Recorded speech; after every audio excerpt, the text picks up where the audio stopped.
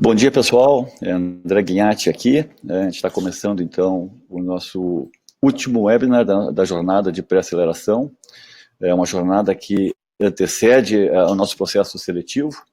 Foram 12 webinars, bem legais, quem participou. Quem teve e não conseguiu participar de todos, vocês vão receber hoje um e-mail com um link para todos os webinars. E vocês podem distribuir esse e-mail para todo mundo, é um webinar aberto, com bastante conteúdo interessante. E para fechar essa jornada super legal, fechamento com chave de ouro, né? A gente vai conversar com o Eduardo Smith. Para quem não conhece, o Eduardo Smith é uma referência em investimentos no Brasil. Não foi uma vez só que eu ouvi de outros investidores comentando, eu invisto com o Smith, se ele investir eu vou às cegas. Então, poxa, uma referência não acontece de uma hora para outra e não acontece por acaso. Então é uma baita oportunidade para todo mundo aprender um pouco, tirar dúvidas. O Eduardo vai fazer uma abertura e depois a gente vai começar a fazer perguntas e vocês vão poder interagir. Então a gente recomenda que vocês vão entrando no chat, já se apresentem e também já, quando tiver dúvida, já põe uma dúvida.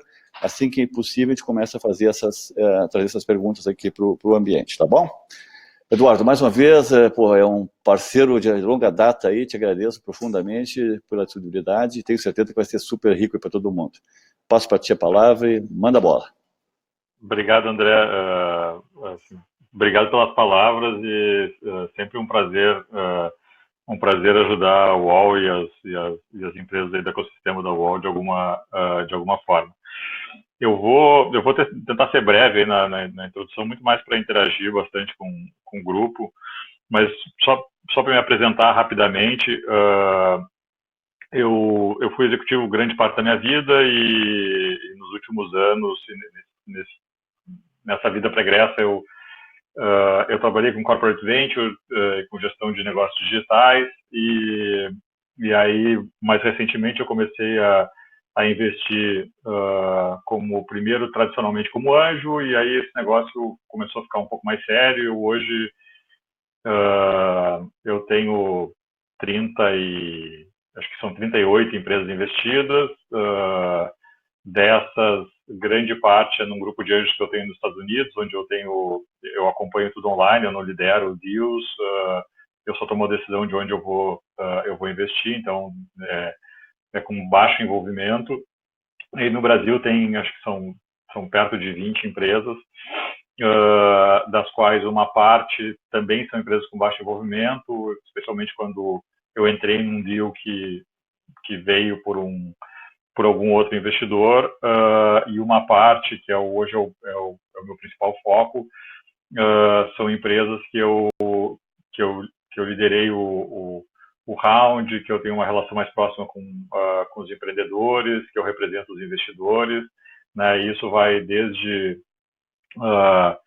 investimento pré-seed, tipicamente a empresa que está captando 1 a 2 milhões de reais, que já tem uma história, já tem algum nível de ação.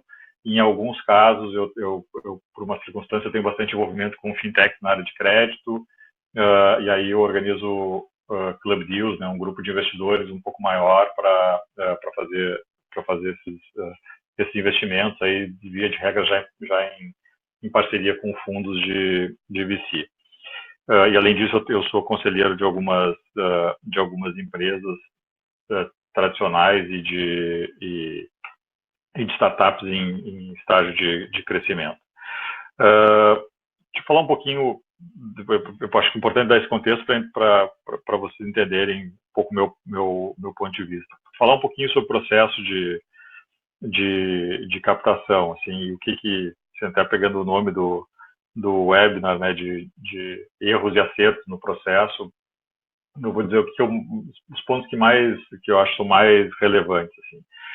Primeiro, especialmente falando de empresa early stage, que eu acho que é o principal foco aqui, é que eu acho que os empreendedores têm que entender muito bem como é que é o ambiente de investimento em startups. Quando eu digo ambiente de investimento em startups, é entender que tipo de players existem, como é que eles funcionam, como é que eles ganham dinheiro, o que é importante para eles. Por que eu digo isso? Assim, porque frequentemente o empreendedor não entende a dinâmica e acaba fazendo uma conversa torta com o investidor. Então, vou dar um exemplo. Um fundo ou uma aceleradora, eles apostam, cada um vai ter uma estratégia um pouco diferente, mas eles apostam em negócios com altíssimo potencial de crescimento, sabendo que uma grande parte desses negócios vai dar errado. O empreendedor nunca acha que o negócio dele é o negócio que vai dar errado. Então, frequentemente, o empreendedor vai conversar com os investidores e vai dizer assim, olha, meu valuation tem que ser X, porque eu fiz um fluxo de caixa descontado e deu esse retorno. Então, assim, tem uma simetria brutal nisso, que o empreendedor está querendo valorizar o seu ativo pelo que ele acredita que vai gerar de valor, e não está ponderando isso pelo altíssimo risco daquele negócio não ir para frente, né? O investidor que entende essa dinâmica, né, depois a gente pode falar um pouco de power law de investimentos, ele vai ter uma visão completamente diferente. Ele vai dizer assim, olha, cara, isso aqui, mesmo que eu goste pra caramba do time, do mercado, do produto, isso aqui tem 10, 20, 30% de chance de dar certo esse plano acontecer. Depois eu posso entrar em crítica a fluxo de caixa descontado, mas seja qual for o plano de acontecer. E ele vai colocar isso no valuation. Então, eu não quero nem falar de valuation agora, mas assim, entender como é que funciona a cabeça do outro lado da mesa é super importante. Também é importante isso para entender quais são as consequências para o negócio. Eu dou muita mentoria para empreendedores e eu digo assim, olha, eu gosto muito do modelo de vou pegar um round com aceleradora ou um investidor anjo, depois vou fazer um outro round com um VC pre-seed, depois vou fazer um round com VC seed e assim por diante, e eu acho que isso pode acelerar muito o negócio, tanto pela infusão de capital na companhia, quanto pelo apoio que esses investidores vão dar no negócio. Dito isso tem consequências para o negócio, né? O negócio de VC, por exemplo, ele é um negócio de crescimento muito rápido para geração de muito valor e saída num horizonte de tempo. E o VC vai buscar isso, né? O VC, o aceleradora, o investidor anjo que tem cabeça de VC. A consequência para isso é que negócios, assim, volta e meia eu falo com o empreendedor está, puxa, meu negócio está crescendo, poxa, tem uma margem, meu negócio está crescendo 30% ao ano, é super bacana, deixa resultado e tal. E aí ele traça um caminho que o negócio vai crescer, mas não vai crescer extraordinariamente ou exponencialmente, e ele não quer essa pressão. Ele não quer correr os riscos que estão associados a esse crescimento nessa velocidade. Esse cara, se ele buscar dinheiro de VC, primeiro ele, assim, vai ser um erro de uma parte ou de outra, porque esse pitch não deveria receber dinheiro de VC. Se ele buscar dinheiro de VC, ele vai começar a ter uma pressão para fazer coisas que ele não está disposto a fazer, né? E eu estou falando sobre o ponto de vista de risco de tomada de decisão de investimento. Então, entender bem o mercado, eu acho que é super importante. Eu tenho uma outra questão que é super importante, que é entender o que uma aceleradora, um investidor anjo, um fundo vai estar buscando, vai esperar receber do empreendedor, né? Então, eu vou focar especialmente em early stage, porque obviamente essas perguntas elas mudam de acordo com o estágio das empresas, mas assim, tipicamente o investidor vai buscar um time excepcional, um negócio super bacana, né, um modelo de negócio super bacana num mercado gigantesco. Eu vou simplificar nessas três coisas, vocês já devem ter ouvido falar isso 300 vezes, mas o que isso significa na prática, né? E aí depende um pouco da estratégia de cada investidor. Os principais fundos de VC, eles vão olhar assim, poxa, como eu não sei, imagina assim, que eu vou fazer uma carteira de 20 investimentos. Eu não sei quais deles vão ser os 2, 3, 5 que vão dar certo da minha carteira de investimento. Eu tenho que apostar que todos eles vão fazer isso. Então, todos eles têm que ter potencial de multiplicar seu valuation por 10, 15, 20, 50, 100 vezes. Né? Então, quando o cara está olhando isso, e, de novo, depende tem fundos um pouco mais conservadores, fundos um pouco mais agressivos, mas, via de regra, o investidor vai estar olhando assim, poxa, eu quero ver esse negócio, se eu estou entrando a 2 milhões de reais, ou a 5 milhões de reais, ou a 10 milhões de reais, né, eu quero ver um negócio que tenha potencial de ter valor de 500 milhões de reais, 1 bilhão de reais, 1 bilhão de dólares. Né? Então, assim, quando fala de mercado, mercado grande, é mercado grande mesmo, assim, né? Isso, como eu estava dizendo antes, tem muito negócio que é super bacana. Eu já investi como anjo de negócio que eu acho que vai faturar 15, 20 milhões de reais, vai deixar a margem e tal, e vai ter uma saída bacana. Mas não vai ser um negócio de 100 milhões de reais de faturamento, 500 de valuation, coisa do gênero. O fundo não pode fazer esse investimento porque não funciona na equação dele. Né?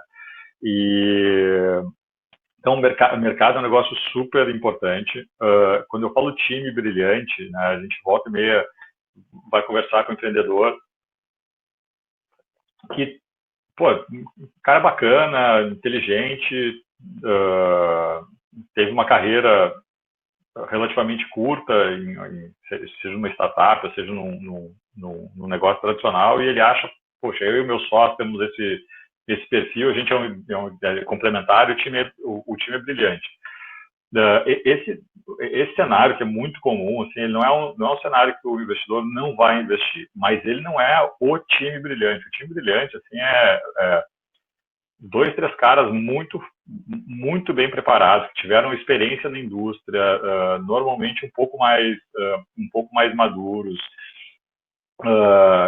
Agora, por acaso, ontem eu estava conversando com um amigo, assim, na época que eu fiz MBA saía para trabalhar em empresa grande, consultoria, banco. Assim. Hoje, a grande maioria sai para, que eu conheço, não tenho estatística exatamente, mas sai para empreender. Assim, caras que poderiam estar em cargo super, super relevante em qualquer organização. Então, isso é um time top. O que isso significa para quem não é isso? Assim, é entender que, pô, eu tenho um bom time, eu estou num estágio anterior e eu vou ter um pênalti por isso, porque o meu risco de execução é maior. O risco de execução de um cara, vou dar um exemplo, talvez o melhor exemplo do que os que eu estou dando, que são ex-empreendedores. Pô, o cara fez uma empresa, na primeira empresa que fez, ontem estava falando com um empreendedor que fez uma empresa que é unicórnio hoje no Brasil, e já saiu do negócio, está fazendo um negócio novo. A primeira empresa que ele fez, ele tomou pau em processo de captação direto, porque ele não tinha experiência. Agora ele vai captar dinheiro, é piada, porque todo mundo quer investir com ele. Né? Então, assim, tem que entender que onde é que vocês estão de acordo com a realidade do mercado para se adaptar e fazer o ciclo, depois fazer o outro ciclo já em outra condição, né? Então, assim, acho que prestar muita atenção em time, mercado e modelo de negócio é super importante. E aí, quando vai falar sobre isso, assim, tem que ter muita propriedade, porque eu vejo muito empreendedor relativamente pouco preparado para conversa com o investidor, e cada vez mais os investidores não são ingênuos, tá? Então, assim, eu, por exemplo, se eu vou olhar um negócio, hoje já via de regra, eu já olho só negócios que eu entendo razoavelmente bem, mas a parte que eu não entendo, eu acesso uma rede de pessoas que vai entender, vou fazer entrevista, vou falar com um cliente, vou falar com um cara especialista na área. Se numa dessas conversas eu vejo que as premissas dos empreendedores são bem furadas, né, ou uma premissa é bem furada, a reputação dos empreendedores no processo cai muito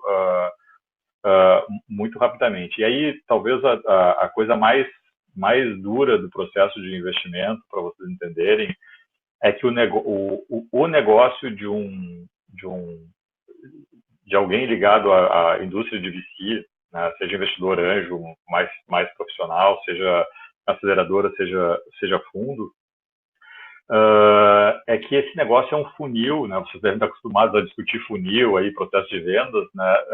Para um fundo de VC, o negócio é um funil brutal também. Então, um fundo de VC, sei lá, vou fazer uma estatística aqui, tipicamente vai ver 1.000 negócios por ano e vai investir em 4, 5, né? Então, na prática, o fundo vai estar durante todo o processo, né, tentando achar motivos para não investir. Quando chegar lá no final do funil, nas últimas etapas do funil, ele vai começar a olhar mais seriamente para as razões para investir. Então, se na largada tem uma reunião ruim, uma informação mal colocada, um empreendedor que tem histórico, algum no time que tem um histórico ruim, assim, qualquer coisa, um cap table torto, qualquer coisa que for negativo no processo, vai aumentar muito a probabilidade do negócio cair nas primeiras etapas do funil, né? E o empreendedor, para ele, aquele negócio é o negócio dele. Ele não entende que do outro lado da mesa, via de regra, não entende que do outro lado da mesa tem um cara que está olhando lá, assim, funil de vendas, vai fazer uma ligação, se não der clique naquela ligação ou naquela primeira conversa, o negócio vai cair por terra, tá? Então, entender essa dinâmica e quão importante é cada interação com o investidor é super crítico, né? E aí, por fim, eu comentei assim de razões para cair assim um investimento, sair do funil. Eu não quero dizer que nunca os investidores enfrentam algumas dessas razões. Às vezes outros elementos compensam, mas dificulta muito. Tem duas em especial que acontecem com muita frequência, especialmente porque o mercado de investimento early stage ele é pouco maduro no Brasil, já melhorou muito nos últimos anos, mas é problema de cap table, então cap table muito poluído e problema de contrato, né?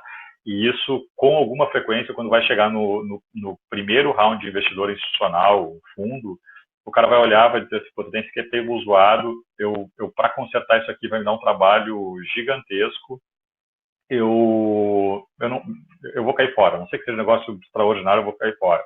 Ou tem um contrato muito ruim, que dá direitos absurdos para os anjos e dá direito individualmente para cada anjo, tem 20 anjos lá dentro, se não tiver uma governança, não tem uma governança nesse negócio, eu não vou conseguir superar o desafio de resolver isso aqui, vai me dar muito trabalho, não vou fazer, não vou nem continuar avaliando o deal. Então, estou dando dois exemplos que são bem comuns de encontrar.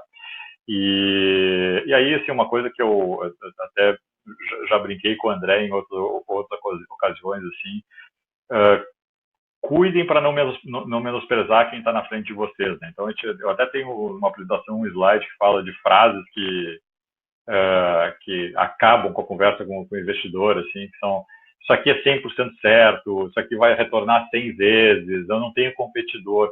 Tem coisas assim que o empreendedor tem que ter um pouco de senso crítico, assim, para não perder a credibilidade na conversa, né? Mas, assim, falei de várias coisas importantes no processo e que vocês devem prestar atenção, né? Vou fechar assim uma nota um pouquinho mais positiva do que o restante da conversa. Eu acho que hoje o mercado está muito ávido por investimento em startup, talvez até demais. Tem muito capital. Então, assim, projetos bons, com empreendedores bons, e aí eu não necessariamente aquele empreendedor assim, do nota 10, né? Empreendedor nota 8, 7, né? Pô, que dá para entender assim, poxa, o cara tá no seu processo de construção, assim, como empreendedor. Com um projeto bom, tem dinheiro relativamente fácil, né? A fonte de dinheiro vai ser diferente, um vai ser um top VC com um valuation super elevado, o outro vai ter que passar por outros estágios antes de comprovação para chegar no top VC com valuation elevado, mas tem muita liquidez no mercado. O mercado hoje tem muito suporte para os empreendedores, né, dependendo de quem investe, e aí, obviamente, isso gera um aumento da probabilidade de sucesso das startups, seja porque funding está bastante disponível, seja porque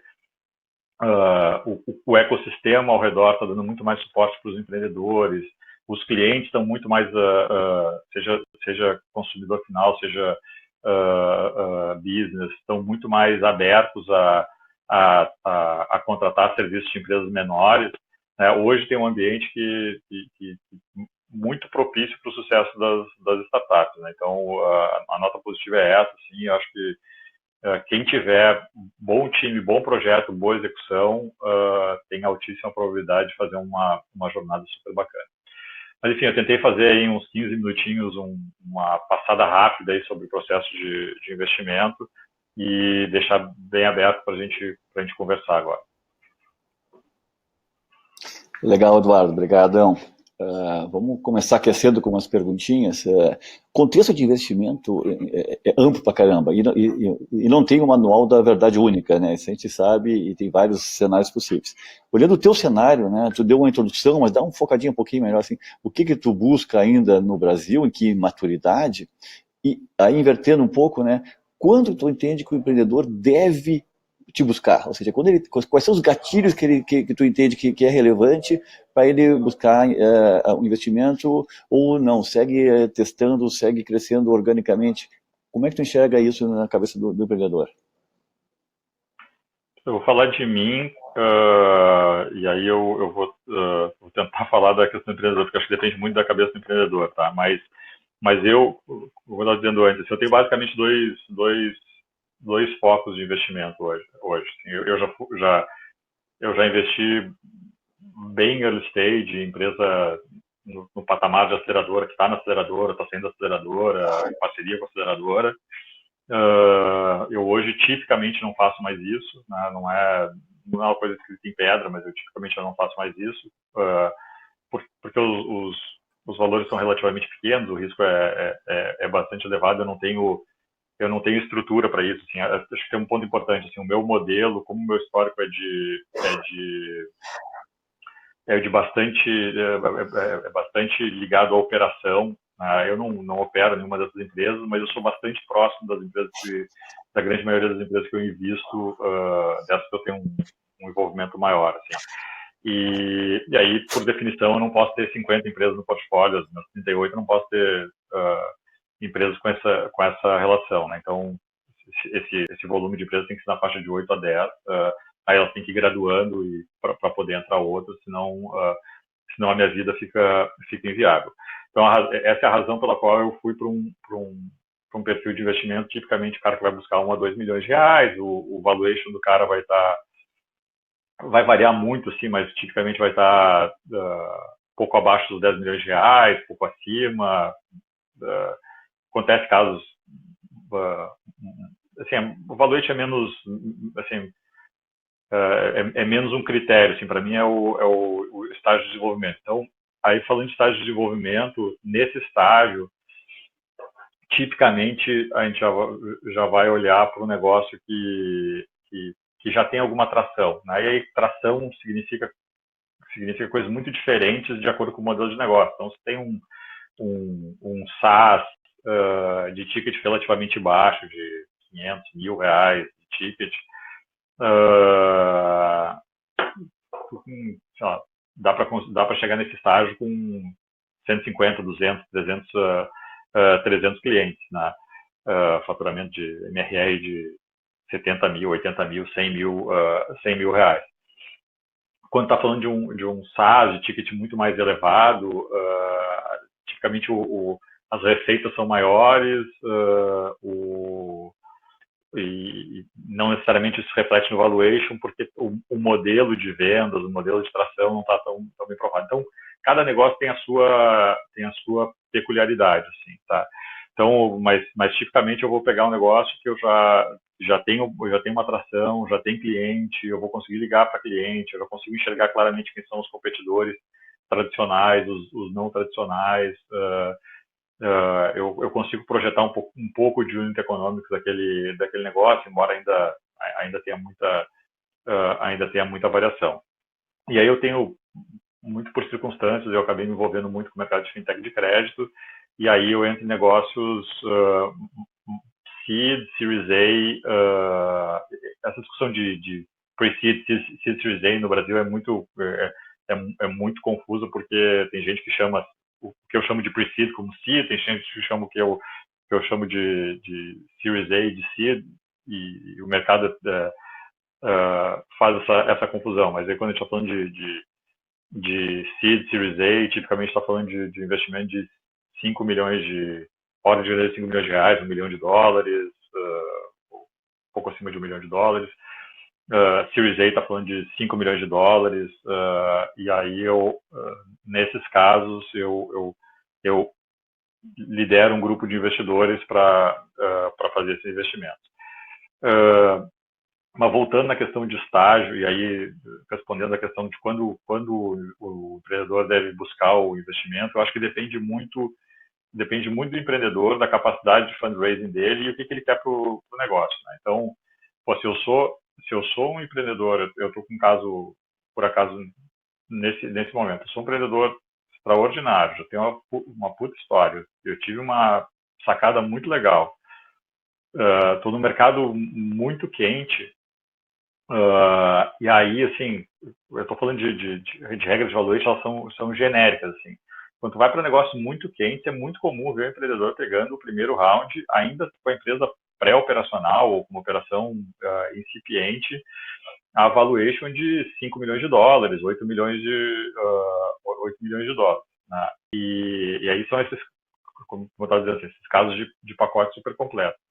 Quando eu olho um cenário desse, assim, eu fico pensando, poxa, se eu sou empreendedor e eu tenho essa circunstância, eu vou pegar o dinheiro na largada, porque isso já vai me dar eu não vou ser muito diluído, vai me dar um super fôlego para crescimento, e vai ajudar muito no plano de aceleração desse negócio. Se eu sou um empreendedor que vou ter mais dificuldade de fundraising e eu vou ter maior diluição num round menor, aí eu acho que ritmar o investimento e pegar investimentos relativamente pequenos para cada ciclo, via de regra, é uma estratégia melhor, porque senão tu vai lá, poxa, eu tô no negócio que eu vou pegar um investimento, a valuation de 3, 4 milhões de reais, e eu pego $1 milhão de investimento, eu vou ter uma diluição brutal nesse estágio, e aí quando eu chegar no próximo estágio eu vou ter outra diluição, e depois vou ter outra diluição, e aí meu cap table fica comprometido muito cedo, tá? Então acho que depende muito da realidade de cada um. Eu acho que empreendedor que consegue, às vezes eu tenho um caso no meu portfólio de um modelo de negócio que era tão bom que grande parte do financiamento do modelo de negócio veio através de cliente. Aí é ótimo, porque reduz a necessidade de capital significativamente. Mas acho que a questão de quando buscar depende muito da cabeça do empreendedor e da realidade dele. Dito isso, o empreendedor nunca deve pensar em buscar quando está faltando dinheiro, né? Porque o processo de investimento, quando ele é muito rápido, ele é, assim, eu vou tirar as exceções, tá? Tem processos mega competitivos desses caras de pacote completo que eu já comentei, que às vezes acontecem em poucos dias, poucas semanas.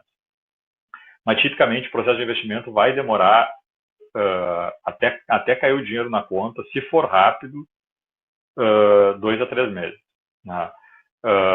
Mais comumente vai demorar de 4 a 6 meses, né? Então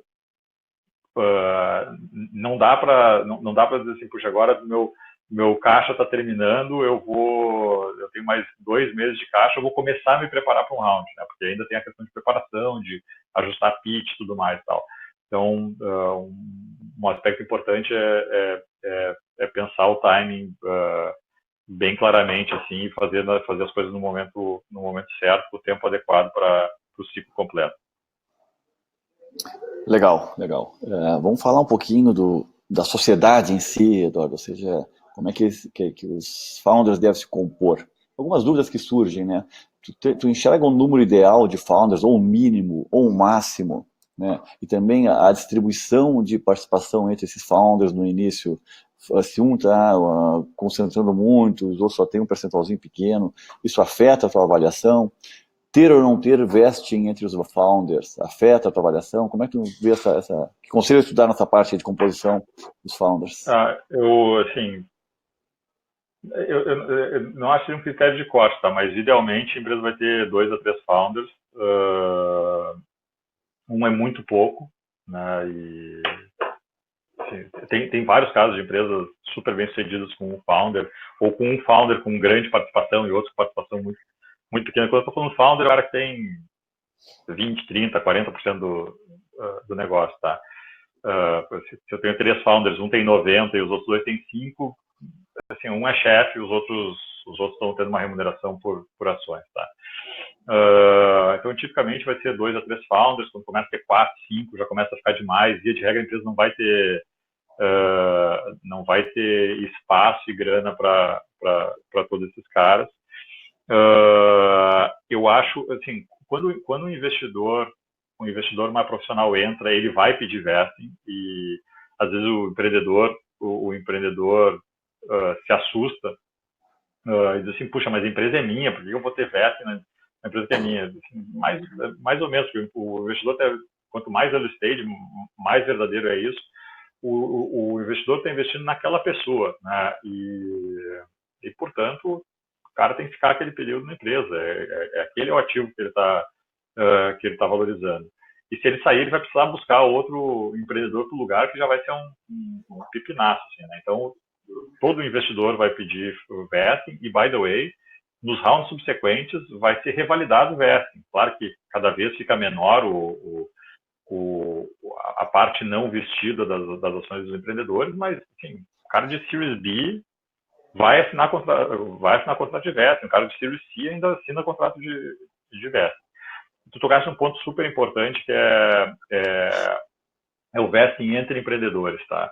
E eu acho esse é um assunto bem importante. Eu acho que o contrato entre os empreendedores é uma coisa que a maioria não dá muita atenção e às vezes acontece problemas sérios. Assim, eu já vi casos de empresa que tem um empreendedor com participação bem relevante, ele entrou em conflito, ele saiu da empresa, só que ele está lá com uma participação relevante na empresa, né?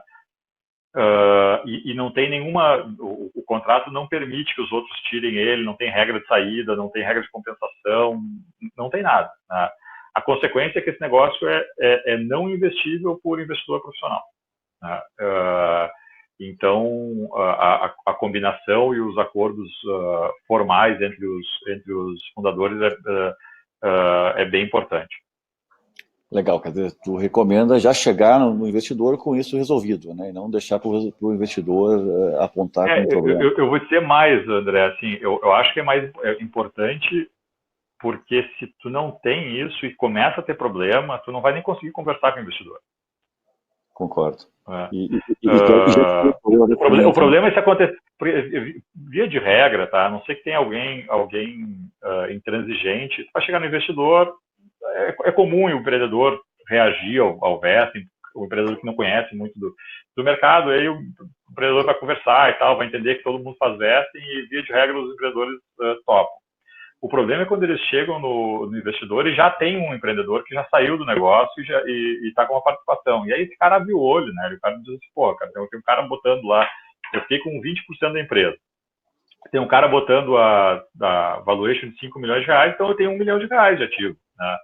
E aí esse cara nunca mais nunca mais. É muito difícil resolver essa equação. Se tá largado, tu diz assim, olha, cara, pô, cara, quem não estiver operando na empresa vai ter que vender suas ações por tal regra, tá, valor patrimonial, o cara tem cliff, tem vesting e tal, tá resolvida a situação, né? Legal. Então, acho que é importante entre os empreendedores, independente do investidor. Tá? Legal, show. Aproveitando uma pergunta aqui nesse contexto do Bernardo, tu tem uma tabelinha assim básica de que é o mínimo, o máximo de diluição que os founders podem ter nas principais rodadas? Pelo menos um alvo assim, tipo no seed, no Series A, qual é o mínimo de participação que eles têm que estar mantendo? Vou falar assim de rounds padrão americano, tá? Assim, vamos considerar que o seed seja 1 a 2 milhões de reais, que o pre-seed seja 1 a 2 milhões de reais, que o seed seja 5 milhões de reais, 3 a 5 milhões de reais, que o Series A seja de 10 a 20 de reais, e aí em diante. Tipicamente vai se esperar que até o Series A os empreendedores tenham o controle da companhia, né? E quando está falando de controle, não é menos pela questão de controle, até porque tem uma série de regras de governança que vão relativizar esse controle, mas que eles tenham mais de 50% da companhia, basicamente por incentivo. O que está na cabeça do investidor, né? Porque depois o cara sabe, os empreendedores têm lá 60%, depois vai vir um cara de Series B que vai diluir todo mundo em 25%, aí esses caras vão cair para 45%, depois vai vir um cara de Series C que vai diluir eles em mais 25% ou 30%, esses caras vão para 30%, e abaixo de 30%, aí já começa a ficar, os incentivos acabam começando a ficar relativamente ralos para os empreendedores. Imagina, no Series B lá e no Series C tem 3 empreendedores abaixo de 30%, cada um deles tem menos de 10%, tá? Claro que se o negócio estiver valendo muito, o incentivo está bom, mas se o negócio tiver bom valuation, mas não tiver brutal, o incentivo acaba sendo relativamente pequeno. Então, tipicamente vai se pensar que depois do Series A, os empreendedores ainda têm o controle da companhia. Aí dá para fazer a conta de cima para baixo, né?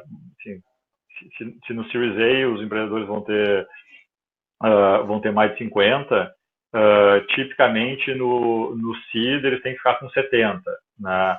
Porque grosseiramente vai ter 20, 25% de diluição. O que significa que tipicamente no pre-seed os caras têm que estar com 80, 90%, né? Assim, isso é a regra ideal. Com alguma frequência se foge dessa regra e tem que fazer algum ajuste no meio do caminho, mas essa é a regra ideal.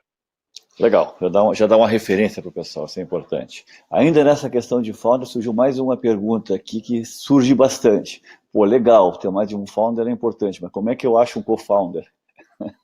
Tu tem alguma dica como é que o cara pode... O cara está sozinho, mas quer buscar o co-founder. O que ele deve fazer para buscar o co-founder? Difícil para eu responder, até porque assim, uma das coisas que o investidor vai avaliar é a liga dos founders, né? Se o cara acabou de se conhecer, ele obviamente tem uma liga menor do que caras que se conhecem, trabalharam juntos, fizeram outra empresa juntos e tal. Mas eu acho que hoje tem muito ambiente que permite networking de empreendedores, né? E que acho que é talvez o melhor caminho, né? Via esses ambientes, via rede de relacionamento para achar co-founder. Mas não acho que tem uma fórmula, não vejo uma fórmula muito clara, assim. Concordo, mas é o que eu geralmente recomendo. Tem que participar dos ecossistemas, tem muito ecossistema aí que tu consegue encontrar, e não é fácil realmente, mas se fosse fácil, qualquer um estava fazendo empresa, né? Exatamente. Vamos seguir aqui. Tu já tocou nesse assunto, mas acho que é bem relevante, né? Quando tu analisa na primeira olhada, pelo menos da empresa, quais são os principais pontos, métricas, e que nível de profundidade tu olha essas métricas? Porque o empreendedor às vezes acha que tem o CAC ali, o meu CAC é tanto, mas como é que tu olha, né? Quão profundo tu vai nessas informações? Eu acho que depende um pouquinho do estágio da empresa, tá? Mas vamos falar da faixa de pré-seed aqui, que eu acho que o público vai estar mais interessado. Tá. Né? O pré-seed, eu vou olhar, assim, eu faço duas eu tenho que fazer um disclosure, eu sou bem técnico em avaliação, assim, tá? Tem gente que é muito mais, pô, gostei do time, gostei do mercado, eu vou botar grana. Eu já faço um drill down técnico um pouco mais forte do que a média, do que algumas pessoas no mercado. Mas no estágio de, vamos imaginar que seja um cara que tem um SaaS lá e que está rodando, já está com cliente há um ano, está com faturamento R$50 mil, tem 100 clientes lá pagando na média ticket de R$500. Num caso desses, eu vou olhar os unit econômicos, eles ainda não são, vou ver CAC, LTV, churn, quick ratio, vou ver tudo. Os números ainda não são firmes, eu vou ver CAC por canal, canais de aquisição, mas os números não são firmes, porque a escala é muito pequena do negócio, né? Isso significa, acontece com alguma frequência, tu pega um negócio que está com CAC ótimo, aí tu triplica o investimento em marketing e a venda não triplica, porque aquele mercado está saturado para AdWords, ou está saturado, ou não tem mais como escalar em marketing de conteúdo, seja como for. Então, ainda é muito cedo para levar muito na ponta do lápis os indicadores de unit econômicos. Mas eu acho que isso, por que apesar disso eu olho isso com bastante detalhe? Número um, porque com alguma frequência a gente se depara com inconsistência. Assim. Então, tu olha assim, poxa, começa a olhar o mercado, e o mercado é de ticket baixo. E o cara faz venda que ele nem está considerando o CAC, e ele é o empreendedor mesmo que está fazendo a venda, né, e ele acha que está fazendo uma venda de custo relativamente baixo, e na prática ele tem um esforço de venda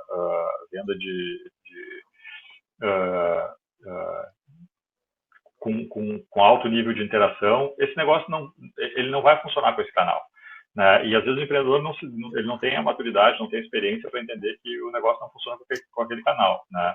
Então, assim, isso às vezes mostra inconsistência do modelo de negócio. E além disso, eu acho que olhar os indicadores, mesmo eu faço isso mesmo quando o negócio não tem receita. Tá? Eu peço para o empreendedor, cara, faz a tua projeção. Quanto que vai ser teu CAC? Por que ele vai ser desse jeito? Quanto que vai ser teu unit econômico? Porque aí tu entende o investidor, entende o modo de pensar do empreendedor. É um ótimo teste da razoabilidade do empreendedor. Então, assim, vou dar exemplo. Com alguma frequência eu recebo um negócio que não tem churn. Né? Para mim, isso é um indicador, não é um indicador definitivo, mas é um indicador de que o empreendedor não entende muito bem que ele vai ter cliente que vai cancelar, seja porque não gostou do produto, não teve fit, porque a empresa fechou as portas, seja pelo que for. Né? Mas acho que essa discussão ajuda a entender a cabeça do empreendedor. Legal, show. Vamos pegar duas perguntas. Uma pergunta aqui do pessoal, que já tocou no assunto, mas acho que vamos reforçar aqui. Como é que tu vê a questão do bootstrap? Ou seja, a empresa consegue gerar caixa e está crescendo no bootstrap. Segue assim ou busca investidor? Acho que volta na questão do que o empreendedor quer, tá? Eu acho o melhor cenário para mim, eu até dei um exemplo assim, de uma empresa que eu falei não era bootstrap, mas era quase bootstrap. É o melhor cenário, porque a decisão do empreendedor vai ser, eu vou buscar investidor, eu vou simplificar um pouco a conversa, tá? Eu vou buscar investidor por um de dois ou os dois motivos.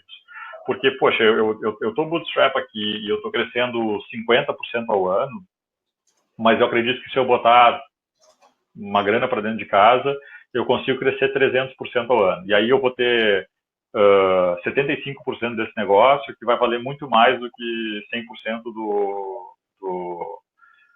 do negócio original e assim por diante. Tá? Então, eu acho que depende muito do empreendedor enxergar assim, poxa, uma das duas coisas que motivaria o empreendedor a fazer isso é buscar funding para acelerar o crescimento e gerar mais valor na companhia. Né?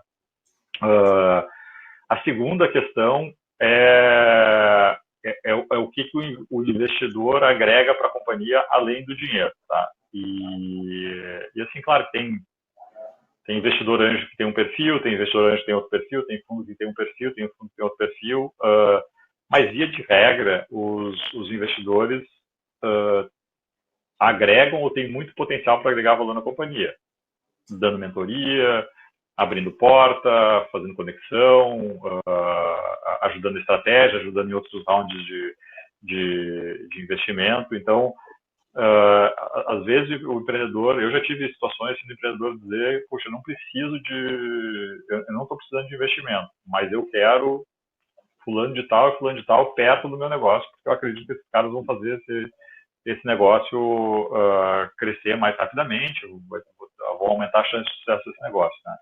Então, eu acho que eu acho sensacional quando o empreendedor está na situação de poder operar bootstrap, e aí ele tem que saber o que ele quer e o que ele quer tirar da relação com os investidores, né? Tipicamente, aumento de velocidade e apoio.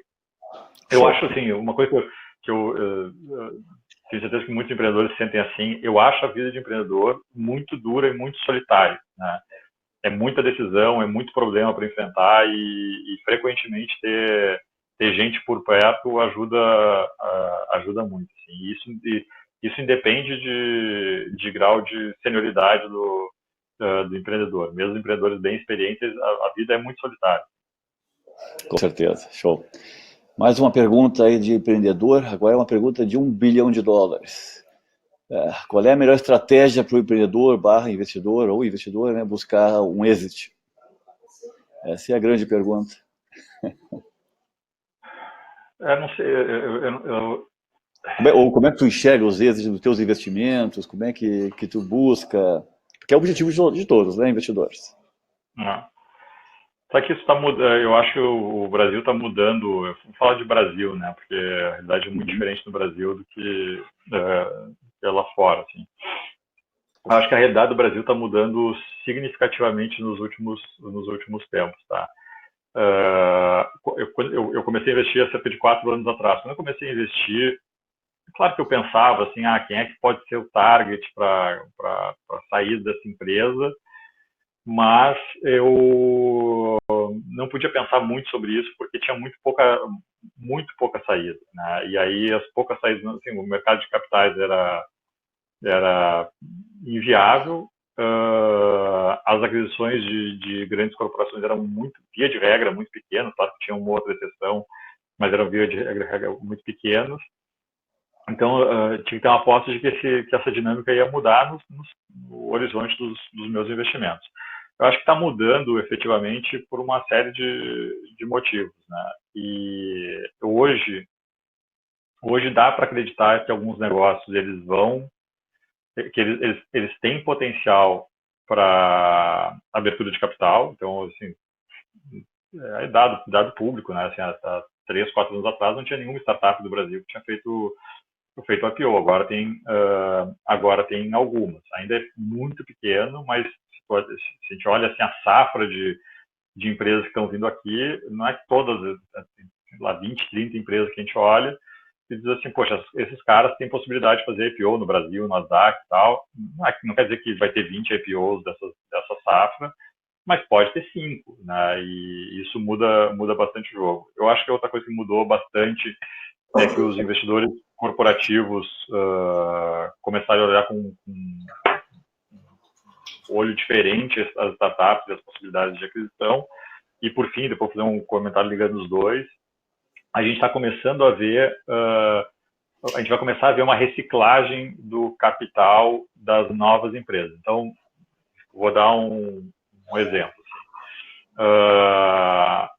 A Stone fez a IPO e hoje tem um caixa assim, inimaginável para uma startup, né? Eu não sei casos específicos, eu sei que já teve alguma coisa, mas a Stone vai fazer aquisições, né? E aí, por que eu acho, assim, eu poderia colocar isso na mesma categoria do cara corporativo, mas na verdade a Stone tem uma cabeça diferente a Stone, os investidores da Stone têm uma cabeça diferente dos investidores ou dos controladores das empresas tradicionais. E a taxa de crescimento que esses caras buscam para justificar o valuation é diferente dos players tradicionais e, portanto, M&A é uma questão importante para esses caras. Então, se a gente olha o cenário de exit nos Estados Unidos, é óbvio que tem muito mais IPO que no Brasil, valuations completamente diferentes, mas o volume de saídas de médio porte para empresas recentes é muito grande. Os maiores, agora recentemente até mudou porque os players tradicionais começaram a fazer mais aquisição. Mas, assim, historicamente, disparados, os maiores compradores de empresas de tecnologia são Google, Facebook, Amazon, Microsoft, Intel, Cisco e assim por diante, né? E esse fenômeno vai começar a acontecer, no Brasil. Então, acho que essas três coisas elas vão acontecer e eu tenho que ser otimista com relação ao cenário de exit no mercado daqui. Mas ainda é assim, se tem na cabeça do investidor, se ainda tem um ponto assim mal resolvido no mercado brasileiro, ainda é exit. A perspectiva é muito melhor hoje do que era 3, 4 anos atrás, mas ele ainda não é, ainda é de perspectiva, ele não é de realidade. Legal, ficamos na torcida juntos aqui. Mas concordo bem com a tua análise, Eduardo. Tem aqui uma pergunta do Cono, que deve ser um B2C. São duas perguntas, na verdade. Ele pergunta se como um investidor, como convencer o investidor anjo de que ele precisa crescer base de usuários antes de crescer faturamento, e se faz sentido crescer fora do Brasil, porque fora do Brasil seria mais fácil de buscar um investidor que entenda isso. Como é que tu enxerga esse ponto? Suponho que seja um B2C, não está claro aqui, mas suponho que seja um B2C, né? Não, mas assim, vou fazer um exemplo paralelo só para, eu acho que é por aí, assim. Imagina um cara lançar o Facebook no Brasil, né, que passou anos sem uma receita irrelevante, até sem modelo de negócio, claro, um negócio muito mais de rede para depois achar monetização. Puxa, uma pergunta super dura, assim, eu vou dar minha visão pessoal, não é assim, como é que eu abordo isso como investimento? Eu a priori não invisto nesse modelo de negócio, porque eu acho que o risco é muito, o Brasil tem muito risco, esse risco é muito grande para se correr no Brasil.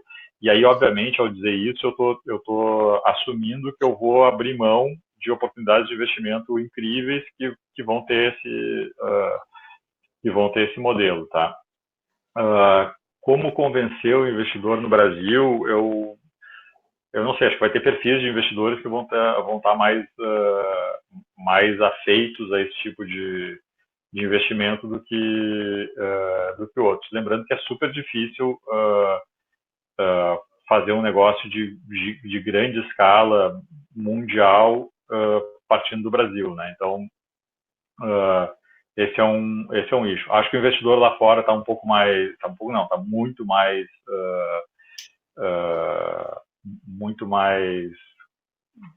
muito mais acostumado a investir nesse tipo de oportunidade, mas ele vai ter que enxergar potencial absolutamente incrível desse negócio, né? Então, não, acho que é um pitch relativamente difícil, assim.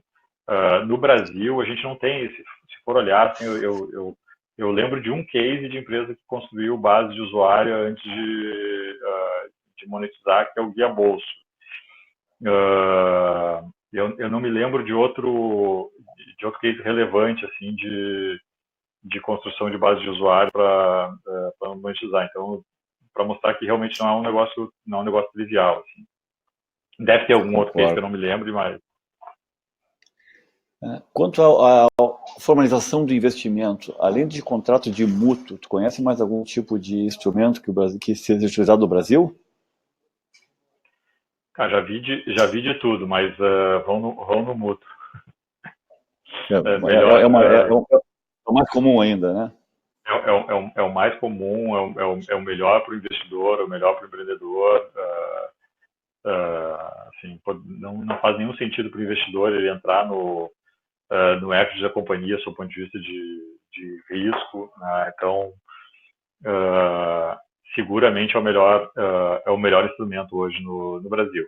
Hoje já tem muita empresa, assim, agora assim, a legislação está mudando, a jurisprudência está se consolidando, agora esqueci o nome da reforma aí de melhoria do ambiente de negócios, tá dando mais segurança para os investidores com a... Sim, está definindo o investidor como sendo investidor e não um sócio, né? Exatamente. Então isso vai mudar, mas hoje ainda é melhor investir via Estados Unidos, mesmo que a operação seja no Brasil, do que no Brasil, né? Então, tipicamente os fundos, tem exceções, mas a grande maioria dos fundos hoje, quando uma startup vai receber um aporte do fundo, vai exigir que ela monte uma estrutura em Delaware, tipicamente em Delaware, às vezes Cayman, Delaware, para receber o investimento, porque isso blinda melhor os investidores, isso já prepara os próximos rounds. Se fosse olhar isso há 3, 4 anos atrás, só cheques grandes exigiam isso. Hoje, vários dos caras, dos investidores de pre-seed, cheque de 250, 300 mil dólares, 500 mil dólares, estão pedindo que o empreendedor faça isso. E aí lá, quando é um round pequeno desse, normalmente é feito via tem os contratos americanos lá, um convertible, um safe, que são os modelos tradicionais de lá. Mas no Brasil eu não vejo alternativa que seja palatável para o empreendedor e para o investidor que não seja o contrato de mútuo. Show. Eduardo, encerramos aqui o tempo, meio-dia em ponto, a gente tenta cumprir aí para não sacrificar ninguém. Te deixo aí uma palavra final aí para o pessoal. Eu tenho uma coisa que eu, em alguma colocação, eu acabei não fazendo. Assim, eu acho que uma última dica, antes da palavra final para os empreendedores, é quando vão para um round, saber bem claramente o que eles pretendem com aquele round, até onde aquele dinheiro vai levar eles e o que eles devem entregar. Porque isso vai ajudar muito o investidor, e isso é uma falha que a grande maioria dos empreendedores, mesmo empreendedores bons, cometem, assim, de não deixar isso claro, e aí os bons investidores vão dizer assim, cara, vamos pensar assim, esse dinheiro vai te levar até quando, que indicadores tu vai atingir, e é razoável a gente pensar que a gente vai conseguir pegar um próximo round com um aumento de valorização expressiva nesse ciclo. Então, tipicamente, o cara que está em alto crescimento vai pegar um round a cada 18 a 24 meses. Então, estou pegando dinheiro agora, daqui a 18 meses eu vou estar em tal estágio, com tal número de clientes, com tal receita, com tais indicadores, e isso vai me permitir pegar um Series A, e aí depois eu vou fazer o próximo ciclo e vou atingir tais indicadores para o Series B. E acho que isso é importante para mostrar coerência no plano. Talvez as últimas palavras seja reforçar um pouco o que eu falei no final da introdução. Assim, eu acho que o mercado hoje está muito comprador em todos os sentidos de negócio de startup. Então, acho que está muito tem muito mais liquidez do que tem assim, para o histórico do Brasil, assim, a liquidez atual, assim, a capacidade dos empreendedores de captar dinheiro é absurdo. Eu acho até que está inflacionado demais. Hoje a gente vê rounds de pre-seed no Brasil com alguma frequência em patamares superiores aos dos Estados Unidos, que eu acho que é uma coisa que não faz muito sentido. Mas é uma boa notícia para vocês, porque realmente o mercado está bem aquecido, tem bastante dinheiro. A vida está um pouco mais difícil para investidor nesse momento do que para empreendedor. Mas eu acho que ele tá muito propício para empreender também, porque, como eu disse, assim, eu acho que hoje assim, capital humano cada vez mais quer participar dessas histórias de sucesso, quer menos participar de uma de um ambiente corporativo tradicional. As empresas, eu interajo muito com empresa grande, e as empresas grandes estão muito propensas a contratar serviço de startup, o que era inimaginável há 10 anos atrás. A empresa ia olhar e dizer assim, poxa, me dá suas credenciais. O cara, poxa, eu tenho meia dúzia de clientes aqui, sou pequenininho. A empresa grande ia dizer, olha, cresce um pouco, porque eu não posso confiar em ti. Hoje existe isso, as empresas grandes estão fazendo muito programa de integração, entendendo que isso é fundamental para o negócio. E eu acho que todo o ambiente de negócios e de suporte a empreendedorismo no Brasil, né, claro que tem muito desafio ainda, muita questão para resolver comparado com outros mercados, especialmente com os Estados Unidos, mas o ambiente hoje é muito mais acolhedor para os empreendedores. Então, acho que é um momento excepcional para empreender e criar histórias de sucesso, como a gente está vendo aí recorrentemente na mídia. Então, acho que vocês estão fazendo isso no melhor momento que poderia ter acontecido na história. Assim, meu período de olhar empreendedorismo foi 20, 25 anos atrás, uma realidade inacreditavelmente diferente. Não tinha ambiente para não tinha ambiente para se fazer isso. Tinha uma outra história. Então, acho que é um momento muito bacana. Só depende muito, como eu falei, de entender muito do negócio, estar muito bem preparado e executar muito bem, né? Porque hoje, assim, a gente vê inúmeros casos de ideias bacanas e tal, e que três caras começam e um vai muito bem. A diferença desses caras é a capacidade de execução deles, né? Mas eu desejo muito boa sorte para vocês, que vocês tenham uma ótima jornada como empreendedores e me coloco à disposição da UOL e de vocês para ajudar vocês nessa jornada. Show de bola, Eduardo. Mais uma vez, pô, 100%, eu agradeço muito. É um privilégio, tenho certeza que eu falo por nome de todos aí que estão ouvindo, contar aí com a tua experiência, com a tua disponibilidade para contribuir para o ecossistema. Puxa, 100%. Muito obrigado. Pessoal, obrigado. Como comentei, a gente vai mandar um e-mail hoje com esse webinar e com todos os outros, né, disponíveis para todo mundo. E vocês podem distribuir para quem achar que está querendo crescer, aprender e empreender, que o momento é esse, né, Eduardo? É isso aí. Valeu. Obrigado, gente. Abraço. Bom fim de semana para todos. Tchau. Tchau.